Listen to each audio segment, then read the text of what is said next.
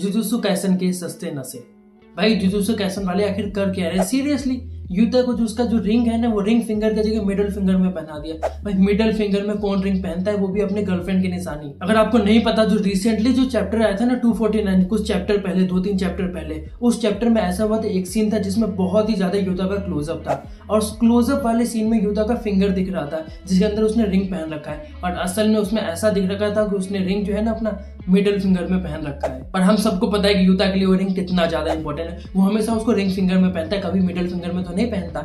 इतनी बड़ी मिस्टेक उनसे हो गई जुजुत्सु काइसन वालों से, और ये मिस्टेक देखने के बाद ना गेगे आकातोमी जो है उसका भी दिमाग खराब हो गया। उसने भी ट्वीट किया। नॉर्मली मांगा में ऐसा होता है कि जो मांगा का राइटर है ना, वो उसे ड्रॉ नहीं करता, उसकी सिर्फ स्टोरी होती है और ड्रॉ कोई और करता है। इसलिए गेगे का दिमाग खराब था। जब उसने ये सीन देखा तो उसने ट्विटर पे ट्वीट भी किया, और वो लोगों से पूछ रहा था मुझे उसका नाम बताओ जिसने ये सीन को क्रिएट किया है। 249 चैप्टर में जब उसका रिंग फिंगर दिख रहा था बहुत क्लोजअप में, मिडिल फिंगर में जब उसने रिंग पहन रखा था, उस सीन को देखने के बाद गेगे पूछ रहा था, ऑडियंस से वो पूछ रहा था कि भाई मुझे नाम बता दो, इतनी बड़ी मिस्टेक करने वाला आखिर वो आर्टिस्ट कौन है जिसने बिल्कुल बर्बाद कर दिया। उस सीरियस सा जो सीन था ना, उसको मीम बना के रख दिया। बहुत फैंस जो है ना वो गेगे के पीछे ही पड़ गए थे। उनको लग रहा था गेगे नहीं ऐसा क्या है। हो भी सकता है कि गेगे से ये मिस्टेक हुआ, लेकिन ऐसा नहीं है। नॉर्मली जो होता है ना, पूरा सीरीज होता है उसका राइटर वो नहीं करता है, तो हो सकता है गेगे के मिस्टेक नहीं हुआ। और सिर्फ इतना ही नहीं, सिर्फ ऐसा नहीं कि उसने सिर्फ मिडिल फिंगर में पहना, इसके अलावा भी एक और मिस्टेक हुआ जो कि अगले सीन में वो और भी ज्यादा बड़ी मिस्टेक है। और दूसरे सीन में तो भाई उसके हाथ में रिंग था ही नहीं। सीरियसली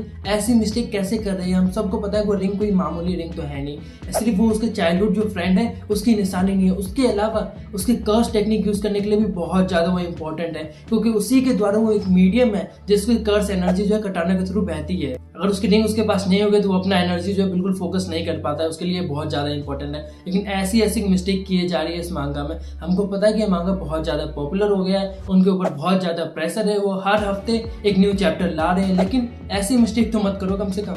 अभी करेंटली उसकी फाइट जो है ना सुकुना के साथ चल रही है, यूजी भी उसके साथ है, वो भी सुकुना से फाइट कर रहा है। अब न्यू एंट्री तो माकी की भी होगी। वो जो फाइट है ना बहुत ज्यादा डेडली हो चुका है, उसमें बहुत सारे डिटेल पे ध्यान देना है। तो ऐसी जो डिटेल्स है ना उस पर ध्यान नहीं जा रहा है उनका, उनसे ऐसी छोटी छोटी डिटेल बहुत सारी मिस हो रही है। सिर्फ ऐसा नहीं कि सिर्फ डिजाइन में मिस्टेक हो रही है, उसके अलावा उसके प्लॉट्स में भी बहुत ज्यादा मिस्टेक है। अगर आप देखा जाए वो सुकुना वाला सीन जिसमें माकी चुपके से उसके ऊपर अटैक करती है और सुकुना उसको काउंटर नहीं कर पाता, नॉर्मली कोई बेसिक सोर्सर जो होगा ना वो भी इस चीज को काउंटर कर लेगा, क्योंकि सबसे पहले चीज ये सिखाई जाती है उनको कि कैसे हिडन अटैक को काउंटर करें। और सुकुना जो उससे बड़ा सोर्सर, उससे ज्यादा पावरफुल बंदा जो आज तक कभी पैदा नहीं हुआ, उस बंदे ने इतना छोटा सा जो छुपा हुआ अटैक है ना उसको काउंटर नहीं कर पाया। भाई उसने लिटरली माकी ने उसके शरीर से आर पार कटाना कर दिया। मांगा के जो क्रिटिक्स है ना और जो मांगा फैंस है उनको ये बात बिल्कुल भी नहीं पसंद आई। वो अगर माकी सामने से आके उसको सुकुना को मार देती ना अगर कटाना से, वो ज्यादा बेटर रहता कंपेयर टू ये कि वो हिडन अटैक नहीं देख पाया। और उसके डिफेंस में पता है वो क्या कह रहे हैं, जो बहुत ज्यादा वीक हो चुका है, उसके सेंसेस काम नहीं कर रहे हैं, इसलिए उसको नहीं पता लग पाया, जो कि बिल्कुल भी जस्टिफाइड नहीं है। ऐसे जो मिस्टेक्स हैं इस शो के लिए बिल्कुल अच्छा नहीं कर रहे। जो इसके चैप्टर्स है ना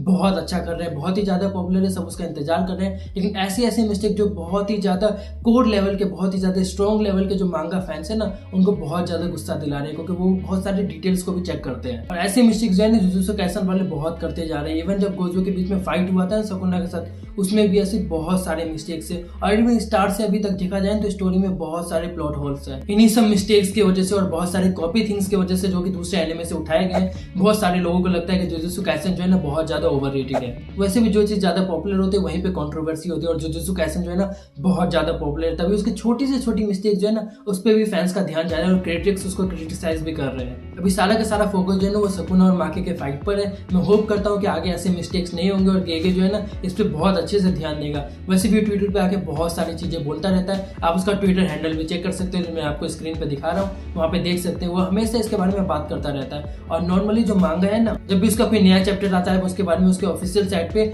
उसका जो राइटर है उसके कमेंट्स भी पढ़ सकते हैं कि उसको कैसा लगा, उसको क्या अच्छा लगा, क्या बुरा लगा इस न्यू चैप्टर में, वो क्या होप कर रहा था कि कैसा डिजाइन होगा और क्या उसके एक्सपेक्टेशन पे खड़ा उतरा है कि नहीं। तो बेचारे गेगे को भी ये बात पसंद नहीं है। वो सोशल मीडिया ट्विटर पे पूछ भी रहा था कि ये मिस्टेक किसके द्वारा की गई है। वैसे भी बहुत सारे फैंस को लगता है कि उसने क्या ऐसा हो सकता है कि उससे ये मिस्टेक हुई हो, लेकिन ऐसा जो कहा जा रहा है सोर्सेज से कि उसने वो ड्रॉ नहीं किया था। आप मुझे कमेंट सेक्शन में जरूर बताएं कि आपने ऐसी चीजें नोटिस की थी और क्या आपको फर्क भी पड़ता है ऐसे छोटी चीजों से। अगर आपको ये वीडियो अच्छी लगे तो लाइक करें, सब्सक्राइब करें और मेरे सोशल मीडिया के सारे लिंक आपको डिस्क्रिप्शन में मिल जाएंगे। Thanks for watching.